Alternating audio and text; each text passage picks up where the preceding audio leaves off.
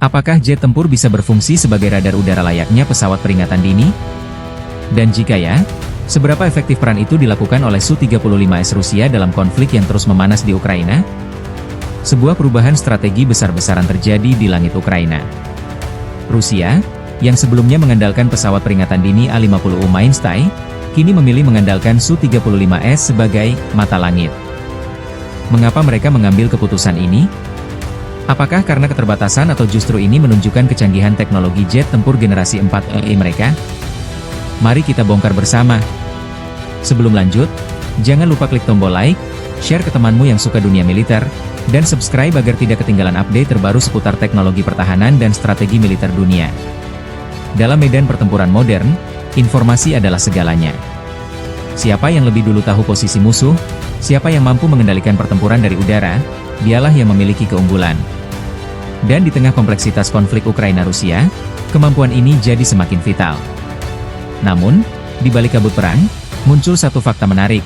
Rusia mulai memposisikan jet tempurnya, Su-35S, sebagai pengganti pesawat radar udara A-50U. Kenapa langkah ini jadi sorotan? Sejak awal 2024, armada A-50U Rusia mulai mengalami kerentanan yang serius. Pada Januari, salah satu pesawat ini dikabarkan berhasil dihancurkan oleh rudal jelajah Scalp milik Ukraina. Tak hanya itu, serangan lanjutan ke pangkalan udara tempat pesawat-pesawat sejenis ditempatkan juga memperlihatkan bahwa aset vital ini kini berada dalam risiko tinggi. A-50U, yang sejatinya adalah pesawat peringatan dini dan kendali udara, AEWNC, merupakan otak di langit dalam operasi militer Rusia. Dengan radar berputar di punggungnya, A-50U bisa mendeteksi dan mengatur pergerakan ratusan objek di udara dan di darat dalam radius ratusan kilometer. Namun, ketika pesawat ini menjadi target, operasionalnya pun dikurangi secara drastis. Bahkan kini, A-50U hanya beroperasi dari area yang jauh dari garis depan demi keselamatan. Lalu muncullah Su-35S mengambil peran itu. Sebuah jet tempur multirole canggih, bermesin ganda AL-41F1S, yang mampu terbang supersonik, manuver ekstrim, dan kini, bertransformasi menjadi radar udara tak resmi. Apa yang membuat Su-35S bisa diandalkan untuk tugas ini? Kuncinya ada pada radar N035 Irbis yang tertanam di hidungnya. Radar ini bukan radar sembarangan. Dengan daya jangkau hingga 400 km, ia mampu mendeteksi dan melacak hingga 30 target udara secara simultan. Ini adalah kemampuan yang biasa dimiliki oleh pesawat AEWNC, bukan sekadar jet tempur. Dalam situasi perang yang sangat dinamis, ketika drone, rudal, dan jet silih berganti mendominasi langit, kemampuan Su-35S untuk bertindak sebagai pengendali lalu lintas udara tempur menjadi sangat krusial. Ia tidak hanya bisa melindungi dirinya sendiri, tapi juga membimbing jet-jet lain dalam operasi kelompok, bahkan tanpa masuk ke zona berbahaya yang dipenuhi sistem pertahanan udara Ukraina. Perlu dicatat, ini bukan berarti Su-35S benar-benar menggantikan seluruh fungsi A-50U. Pesawat AEWNC tetap memiliki radar berputar 360 derajat, ketinggian jelajah yang stabil untuk pengamatan, dan waktu terbang yang jauh lebih lama. Namun dalam keadaan darurat, Su-35S menjadi solusi pragmatis, jet tempur yang juga bisa jadi komando taktis di udara.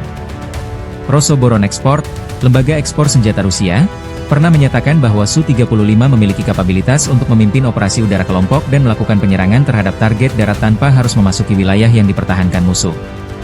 Artinya, Su-35S memang sudah disiapkan sebagai jet tempur dengan kapabilitas semi AEWNC sejak awal. Tapi bagaimana respons Ukraina? Ukraina tidak tinggal diam. Mereka mencoba memburu A-50 Rusia dengan sistem pengawasan darat seperti Kolchuga-M dan radar Pelikan 80K6K1, serta memanfaatkan kehadiran jet Mirage 2005F dan F-16AM yang dilengkapi sensor modern. Ukraina bahkan dikabarkan tengah menerima pesawat AEWNC Saab 340 dari Swedia, yang akan dipasangkan dengan F-16 melalui sistem komunikasi NATO Link 16. Hal ini akan membuat Ukraina memiliki jaringan udara terintegrasi yang jauh lebih tangguh dari sebelumnya. Dan jika A-50U terus disembunyikan, pertempuran di udara bisa saja berubah menjadi dual sistem dan taktik radar, bukan sekadar tembakan rudal. Langkah Rusia menggunakan Su-35S sebagai pengganti A-50U bisa dilihat dari dua sudut pandang. Pertama, sebagai strategi adaptif menghadapi serangan Ukraina yang makin presisi. Kedua, sebagai bentuk keterpaksaan akibat berkurangnya armada AEWNC yang vital. Yang pasti, Su-35S telah menunjukkan bahwa jet tempur modern kini bukan hanya alat serang, tapi juga bisa menjadi alat kendali dan pengawasan. Ini mencerminkan tren baru dalam peperangan modern. Peran-peran konvensional mulai dikaburkan oleh teknologi canggih dan kebutuhan medan. Dengan semua dinamika ini, perang di langit Ukraina tampaknya akan terus menjadi ajang unjuk gigi teknologi militer dari kedua pihak. Pertanyaannya, siapa yang paling cepat beradaptasi? Terima kasih sudah menonton. Temukan video menarik lainnya di playlist channel kami.